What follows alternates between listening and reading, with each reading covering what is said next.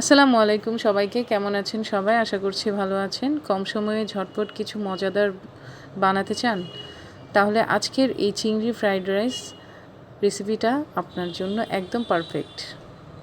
প্রথমে আমি একটি ফ্রাই প্যানে তেল গরম করে তেলের মধ্যে আমি পেঁয়াজ কুচিগুলো দিয়ে বাদামি রং হওয়া পর্যন্ত আমি ভেজে নিচ্ছি। পেঁয়াজ কুচিগুলো বাদামি রং হওয়া পর্যন্ত ভাজা হয়ে গেলে তার মধ্যে আমি আদা রসুন বাটা দিয়ে আবার ভেজে নেব। এই যে দেখুন, আমি এখানে 1 চা চামচ পরিমাণ রসুন বাটা দিলাম এবং দিয়ে দিব আদা বাটা 1 চা চামচ পরিমাণ দিয়ে এগুলোকে আমি আবার ভালোভাবে ভেজে নেব। আদা রসুনের কাঁচা গন্ধ যাওয়া পর্যন্ত এগুলোকে ভাজতে হবে তেলের মধ্যে। তার মধ্যে আমি দিয়ে দিলাম এখন চিংড়ি মাছ, সামুদ্রিক চিংড়ি মাছ মাঝারি সাইজের। এগুলো দিয়ে আমি আবার হালকা লালচে কালার হওয়া পর্যন্ত ভাজবো। মাছেরও একটা আষ্টে গন্ধ থাকে তেলের মধ্যে, মশলার মধ্যে এটাকে ভেজে নিলে আষ্টে গন্ধটা থাকে না।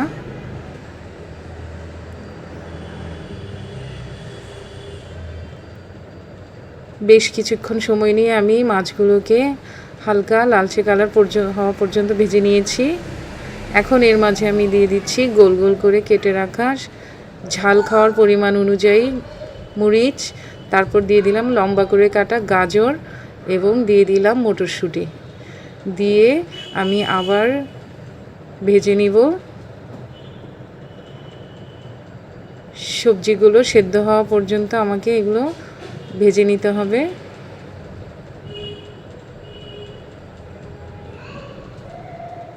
সবজিগুলো দ্রুত সেদ্ধ হওয়ার জন্য আমি এখানে দিয়ে দিচ্ছি স্বাদ মতো লবণ। লবণটা দিলে সবজিগুলো তাড়াতাড়ি সেদ্ধ হয়ে যায়। এবং দিয়ে দিলাম সয়া সস।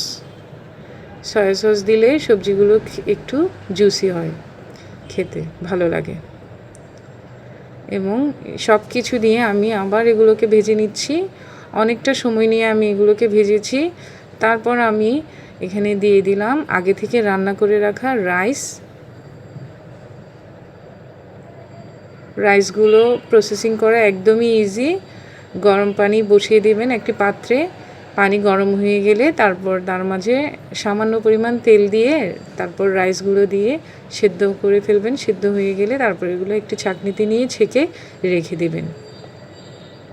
আগে থেকে রাইস রেডি করে রাখলে রাইসটা একেবারেই শুকনো শুকনো এবং ফ্রাইড রাইসটা একেবারে ঝরঝরে হয়ে যায়। তারপর আমি এর মধ্যে দিয়ে দিলাম গোলমরিচ গুঁড়ো, কালো গোলমরিচের গুঁড়ো আমি এখন দিয়ে দিচ্ছি। আপনারা চাইলে সবজির সাথেও দিয়ে ভেজে নিতে পারেন। হয়ে গেল আমার ফ্রাইড রাইস। এখানে আমি এক্সট্রা কিছু ইউজ করছি, তা হচ্ছে ঘি আমি এখানে স্বাদ মতো দিয়ে দিচ্ছি, আমার পরিমাণ মতো। আপনারা ঘি বেশি খেতে পছন্দ করলে অবশ্যই বেশি করে দিবেন, তাতে টেস্টটা আর একটু বেড়ে যায়। এই তো আমি এর মধ্যে এখন দিয়ে দিচ্ছি ঘি দিয়ে আবার রাইসগুলোকে নেড়ে চেড়ে আমি ভাজবো।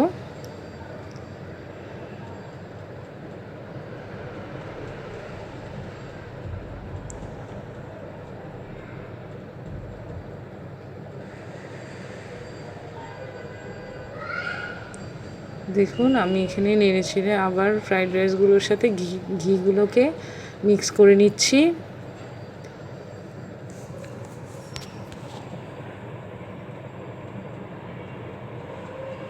এখন আমি এর মধ্যে দিয়ে দেব ধনিয়া পাতা কুচি দিলে এখানে ভালো একটা ফ্লেভার আসে। আপনারা চাইলে আপনাদের ইচ্ছা মতো উপকরণ ব্যবহার করতে পারেন। আমার হাতের কাছে যা যা উপকরণ ছিল আমি তা দিয়ে এই ফ্রাইড রাইসটি রেডি করছি।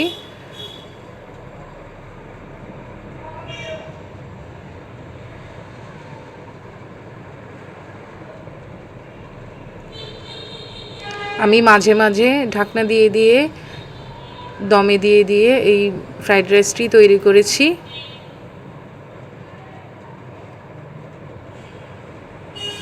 ফ্রাইড রাইসের সাথে খাওয়ার জন্য আমি এখানে চিকেন তৈরি করে নিচ্ছি। চিকেন ফ্রাই রেডি করছি আমি ফ্রাইড রাইসের সাথে খাওয়ার জন্য।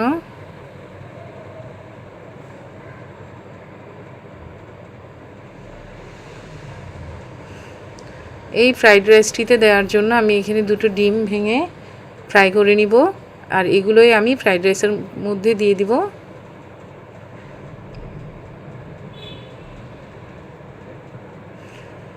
একটি প্যানে তেল গরম করে তেলের মধ্যে আমি 2টো ডিম ভেঙে দিয়েছি।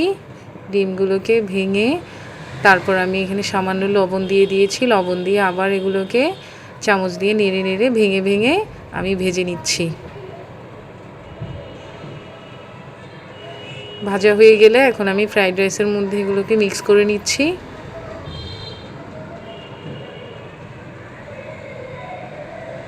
আপনারা এখানে চিনি গুঁড়ার পোলাওর চাল, বাসমতি রাইস, সব ধরনের রাইস ইউজ করতে পারেন।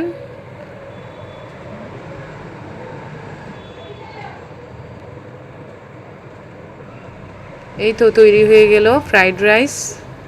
অবশ্যই আমার ভিডিওটি ফলো করে রাইসটি তৈরি করে আমাকে কমেন্ট করে জানাবেন কেমন হয়েছে। আমার এই ভিডিওটি দেখার জন্য আপনাদেরকে অনেক অনেক ধন্যবাদ। ভালো লাগলে আমার চ্যানেলটিকে সাবস্ক্রাইব করবেন, পেজটিকে লাইক করবেন। ধন্যবাদ সবাইকে।